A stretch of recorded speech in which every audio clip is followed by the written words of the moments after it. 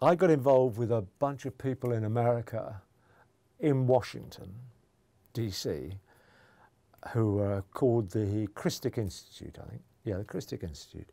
And they were a fascinating bunch, although there was a religious affiliation which made me a little nervous, but their research was extraordinary. And they were suing this guy, Theodore Shackley, for his involvement in the cocaine trade between Guatemala and the southern states of America.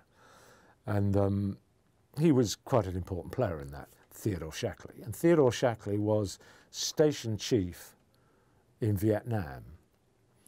So you obviously think about, well, what's the drugs in Vietnam?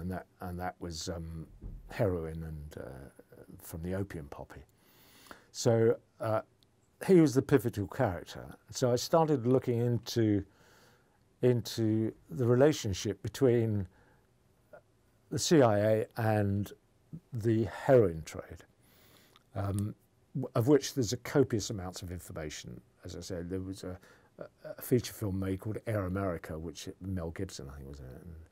And that touched on it, how the CIA were involved largely to ingratiate themselves with a tribe who knew the route that the Viet Cong were taking as they came on their route to North Vietnam through Laos.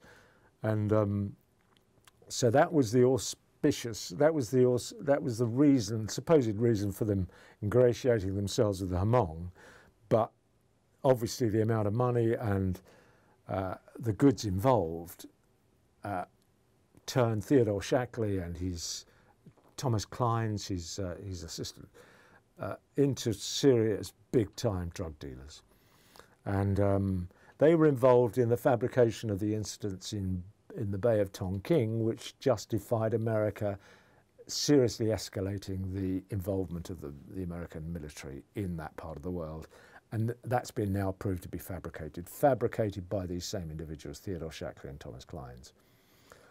And they profited from that influx of GIs because heroin was a readily available drug onto which huge numbers of GIs got hooked. And a ready market. They had this huge market. And there was a liaison between Shackley and Sam Giancana, who ran the mafia business in New York docks. And he was the distribution end for the heroin.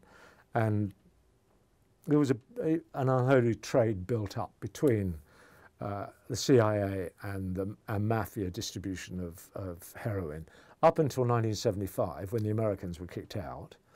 And to continue this trade, they then went ingratiating themselves with the Contras in South and Central America, trying to eradicate communism. That was the pretense.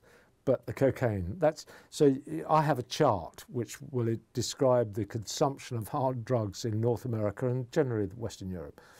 You can see the use of heroin plummets in 75 when the Americans get kicked out of Vietnam, and then coincidentally taken on by crack cocaine, which became that drug of choice from 1975 onwards.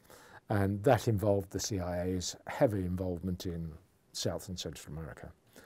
And you could see the results of that trade. I mean, they turned heroin and cocaine have been available to the Western world for millennia and have always been used sparingly because it's been it's a cottage industry, little industry but America, that's the main criticism I've got, is America turned a drugs industry that was previously a cottage-sized industry that was supplying small amounts, and that's why it's so expensive.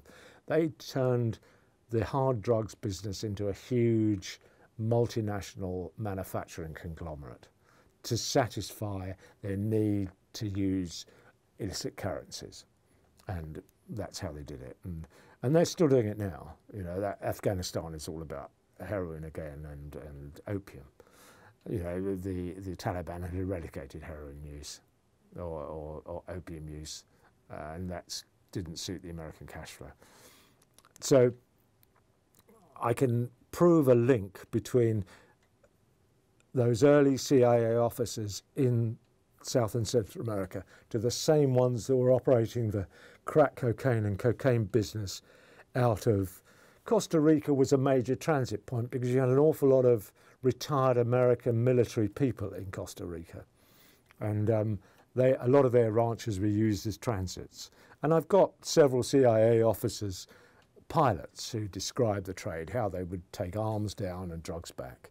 And that was because it was largely created by Reagan after the Church Commission investigation into the financing by the Americans of the Contra rebels, who were right-wing thugs who were murdering everybody. And Congress decided to outlaw the funding.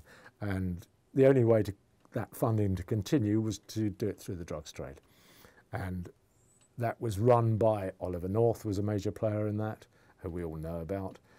And he financed it through various other illicit deals by selling Stinger missiles to the Iranians. And so, you know, I mean, the whole thing is pretty unpleasant, but you can actually tangibly see the link between the CIA and hard drugs, and that's a program that needs to be made. And there's a lot of evidence to prove that that exists. So that is a program we'd love to be able to make. It's very unpopular with the mainstream broadcasters and media and establishments because they don't want to know this story. You know, they like themselves to be whiter and white, and they like to give the impression they're on the side of democracy, but anything but, anything but.